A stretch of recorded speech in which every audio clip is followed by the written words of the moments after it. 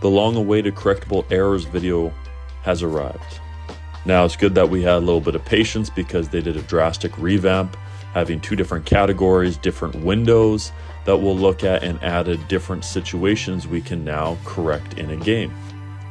General procedures for correctable errors. A referee may stop the game immediately upon identification of a correctable error, unless either team is placed at a disadvantage. We've seen this a couple times in the rulebook. We do not want to put a team at a disadvantage to make a correction. We have our windows, so if we have a correctable error and a team's on a fast break or have an advantage like they're about to score a hoop, we're not going to blow the play dead and then go check out the correctable error.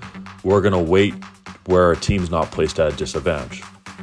Any fouls committed, time used, and additional activity which may have occurred after the error has occurred and before its recognition shall remain valid. So we might have like 2 possessions go by, someone scores, a foul occurs, time is coming off the game clock.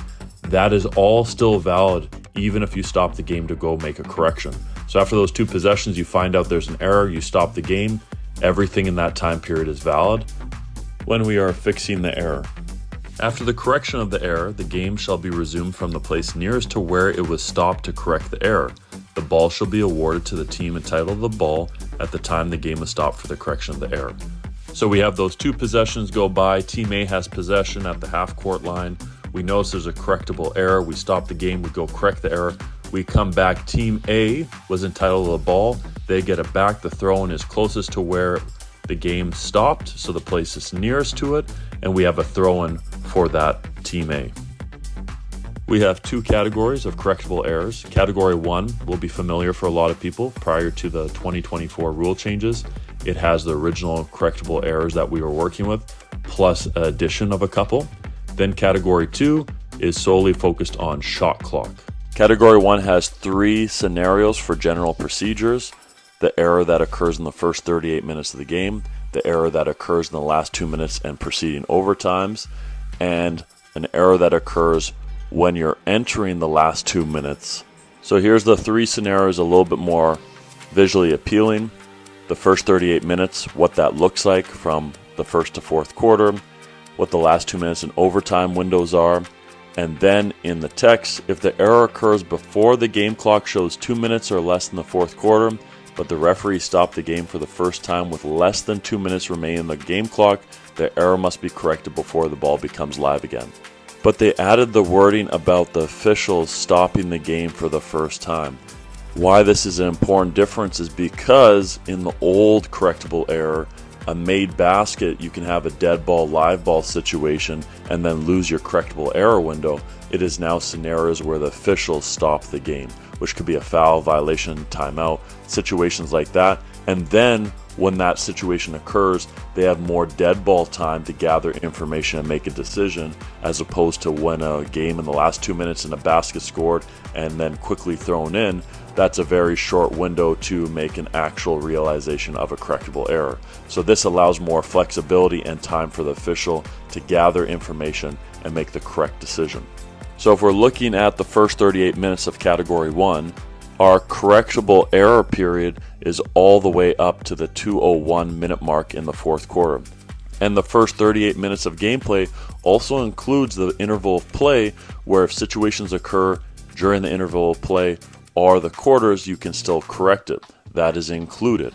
Which means you can have an interesting situation like this that happened in the States, where a foul was called, and because the team was in penalty and they were supposed to shoot free throws but they did not, they recognized it in the interval of play and they started the next quarter with 2 free throws and then went back to the point of interruption, which means whoever's entitled to possession at that time. In the other outcome of the category 1, we have our last 2 minutes and overtime period. It's correctable until the next stoppage in the game, which, as we know, is when the referee stops the game for any reason following that error. This next scenario is almost perfect, other than they aren't using FIBA rules because they use different rules in the States. We have the fourth quarter with under 2 minutes remaining in the fourth quarter. 30 gets fouled and he should be shooting free throws. We have a technical foul issued on maybe a player on the court. So the guard shoots the 2 free throws, that's the States rule, and they get possession. Then the big should be going to shoot the free throws. But the guard goes back to the free throw line to shoot his teammate, number 30's free throws. So this is permitting the wrong free throw shooter to shoot. So we are still in a correctable error window because we haven't stopped the game at any point after this error occurred. The window ends here in the stoppage. So if they don't correct it at this point before the ball becomes live again, then the correctable error period is over. These errors are no longer correctable after the ball becomes dead when the game clock sounds for the end of the game, unless the error occurs after the last time the referees have stopped the game for any reason before the game clock signal sounds for the end of the game. What this article is stating is we can have that unique scenario in the window of 2 minutes or less in the fourth quarter or in overtime, that the error that must be corrected, that the first time the referee stopped the game is because of the game clock signal sounding following that error. That's where in this case, the error must be corrected immediately after the end of the game and the team shall remain on the court or in the team bench areas. So it's just talking about that unique scenario that the first game stoppage after the correctable error is the game clock signal. Once an error that is still correctable has been identified and the team member involved in the correction of the error is on the team bench after being legally substituted, that team member must re-enter the court to participate in the correction of the error, at which point the given team member becomes a player. Upon completion of the correction, the player may remain in the game unless a legal substitution has been requested again, in which the player may leave the court. If the team member has been excluded, disqualified, unable to play due to injury, or cannot be identified, the head coach shall designate the team member to participate in the correction of the error. Awarding an unmerited free throw, or free throws. In this clip, the officials deemed it penalty when it is not. Player shoots one free throw, and then the official recognizes that it's only 4 team fouls. Next one. So this is fourth. So backcourt. So we wipe the basket. No basket. That was a fourth team foul. Be some trouble there on the table. No. Backcourt. Yes. The foul was in the backcourt. So we're gonna Referee Lauren Bass. 24. For what we do when we award an unmerited free throw, the official was correct on canceling the free throw attempts. However, they placed it at the point of interruption where the foul occurred in the backcourt. In this 2024 rule set, that is not the correct procedure. A quick thing about their situation is that they could have been using rules way back where that might have been the procedure. That's one outcome, because in previous rule sets, there's different scenarios that could occur with different requirements. Or two, they could be using their understanding of the rules of going, if I fully don't know what the next procedure is or the protocol, we'll just go back to the point of interruption. The ball should have came in play here because it was a 4th team foul. Let's just do that and cancel the basket. But the correct way to do it is if the game clock has not started after the error, which is in this case, the ball will be awarded for a throw-in from the free throw line extended to the team whose free throws had been canceled. So that team that went to the line, which is the white jersey team, they would be having a throw-in at the free throw line extended in the front court as opposed to the backcourt throw-in. If the game clock has already started after the error, so this would be cases after the free throws were attempted, then the game shall be resumed from the place nearest to where it was stopped to correct the error. So if the game was stopped when they were in their backcourt at the free throw line, then we're going to go back there for a throw-in nearest to that spot. Failing to award a merited free throw or free throws. We have 3 different scenarios, and we're going to use the earlier scenario in this video to help us with the 3. So what I mean by that is we had the white team that was supposed to be shooting free throws for penalty, because in the States, 7 team fouls is bonus, which is the equivalent of penalty. And the officials recognize it during the interval of play. So when we look at the 3 scenarios, the third one is what occurs in this video, which is if the game clock has already started and there has been a change of possession, after the correction of the error, the game shall be resumed from the place nearest to where it was stopped to correct the error.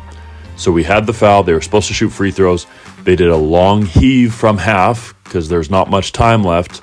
Then we go into the next quarter of play and we recognize the error in the interval of play. So we started the quarter with the free throws they should have, and then we resume the game from the place to nearest where it was stopped to correct the error, which should be at the center line. The other 2 scenarios.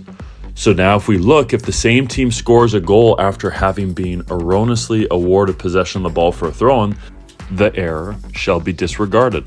What that looks like is after this error occurs and the ball comes in and they throw that half-court heave, or they had a couple more seconds and they go down and score, then we ignore that error and we play on.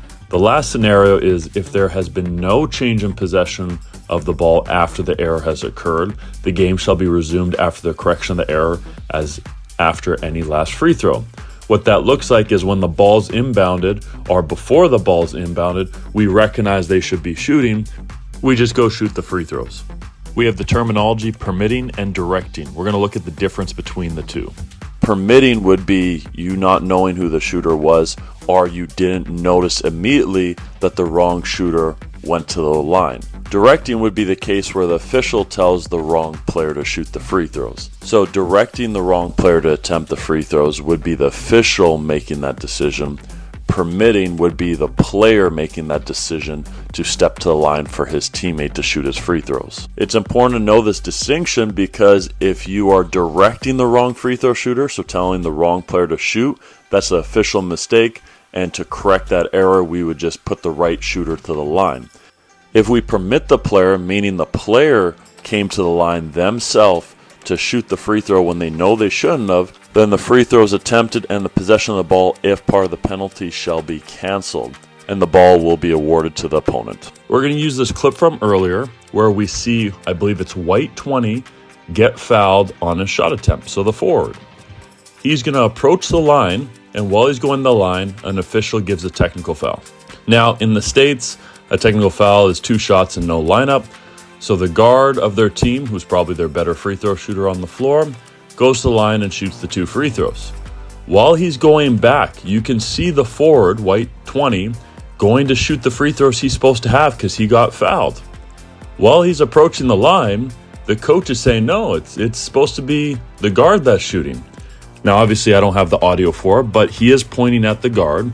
The guard points at his chest, and then he goes to the line and shoots the 2 free throws. This is an example of permitting the wrong player to attempt a free throw because they didn't tell that player, you're the one shooting the free throws. It was just a player that went to the line that shouldn't have been shooting, and the officials didn't recognize it. For permitting, we cancel the free throws, and we give the black team the ball at the free throw line extended for a throw-in. In this example, we're focusing on black 8. He's going to be the guard that gets trapped by 2 players, and a foul is going to be called on that trap. And then we're going to go into a timeout, and that's when confusion occurs. Is that we have a timeout, and then once we break from timeout, number 8 goes to line up because he knows he got hit. But then we have a referee directing a different person to shoot the free throws. As you see here, he goes to the forward and tells him, you're shooting. Even though number 8 is like, I thought it was me. Okay, my bad, I'm gone. So then we have the big going to shoot, and he hits the first free throw. Now we have a coach trying to let the referee know that that is not the person that was fouled. Even the player on the court is saying the same, saying that you have the wrong free throw shooter. And now in the back, while they're talking, the coach is trying to say it's a technical. Now, as we know from the rules, if a referee directs the player, there is no penalty for that. It was the referee mistake. So the referees are going to come together and they're going to figure out that that is the wrong free throw shooter. So they correct it, they put the right free throw shooter to the line, and we attempt our 2 free throws. Erroneously awarding or canceling of a point or points. The points shall be awarded or canceled. The score sheet shall be corrected. The game shall be resumed from the place nearest to where it was stopped to correct the error. So if we accidentally gave 2 points to a team, we just take them away. If we accidentally canceled points that they should have been awarded, we just give them those points. Game resumes to point of interruption. In this scenario, we have the player that took the shot and was fouled, missed the layup. And then, after the shot was missed, the teammate pops the ball in. And as you can see, the official counts the basket, even knowing it shouldn't count because it didn't come from the person that was fouled in their act of shooting. Additionally, you'll see at the bottom of the screen with the score 69-66, they are erroneously awarding points to the wrong team. So Uruguay goes up to 71 points. And then they correct it by putting it on the right side, which is Canada side. They put it to 68. However, the basket shouldn't have counted because it wasn't an act of shooting. This is erroneously adding points to the wrong team, then correcting it, then erroneously adding points to Team Canada, but those points should be taken away and we should be shooting 2 free throws. However, the referees did not notice this error and the player ended up shooting 1 free throw. Reporting a foul against the wrong player, head coach, or team. The score sheet shall be corrected. Any erroneously excluded or disqualified player or head coach shall re-enter the game. Any player or head coach who should have been excluded or disqualified shall be excluded or disqualified. This correctable error is just giving you power to make the correction needed. In this scenario, the official calls a foul on a player that's not on the floor, so they report a foul against the wrong player. The partner comes over to discuss and provide information. Then the official goes back to the scores table to correct that error and report it on the player that was responsible for the contact. The scorekeeping errors is whenever they fail to record or erroneously recording points for a team, failing to record or recording a foul against the wrong player, head coach, or team, failing to record or recording a timeout against the wrong team. So anytime there's an issue on the score sheet, and we see here that one coach is upset because they think there's an error and the other coach is wondering what the error is. We have the official looking at the score sheet to see what the error is and see what they can correct about it. This works with the new rulebook text when it talks about participants' responsibility, which we'll look at a little bit later, but talking about how coaches can notify the officials when there is an inaccuracy in anything involving scorekeeping, timekeeping, and shot clock operations. So we have a game clock error, which is including malfunctions in starting or stopping it correctly, or saying the correct time on the game clock. What that error looks like here is we have after a free throw, a made free throw, the clock shows 7:20 on the game clock. Ball is now being thrown in, and the game clock has not started.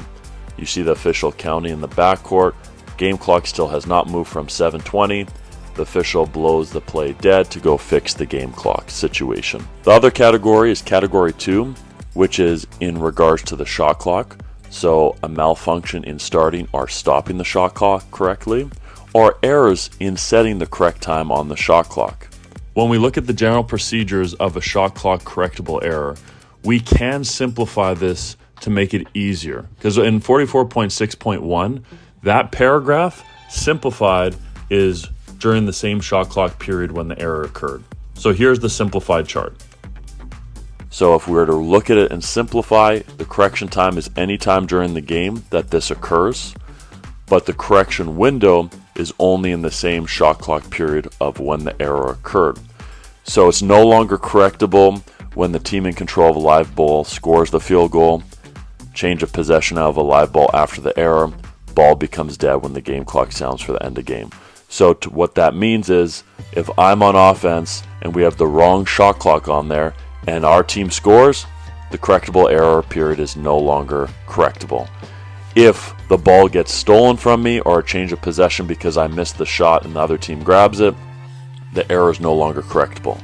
If the ball becomes dead when the game clock sounds for the end of the game, it is no longer correctable. So we're going to look at a no longer correctable example where we have a change of possession after the error. So in this game, you'll see that black drives to the rim and the shot clock's at 9 seconds in the red circle. Gold taps the ball, but they never get team control. So team control is still in favor of black. But due to that tap, even though black retains it here, as you can see, the shot clock turns to 24 seconds. Then the black team progresses to the rim and makes a pass to the teammate. Now, the reason we don't stop the game instantly upon recognition of this error is because it was roughly at the 9-second mark, and if they shoot that 3, we just put them at a disadvantage. So we hold our whistles to see what happens, to immediately not react and stop the play. But as you can see here, now the shot clock's reset to 14 in the red circle. You see the bench of gold complaining about the shot clock reset.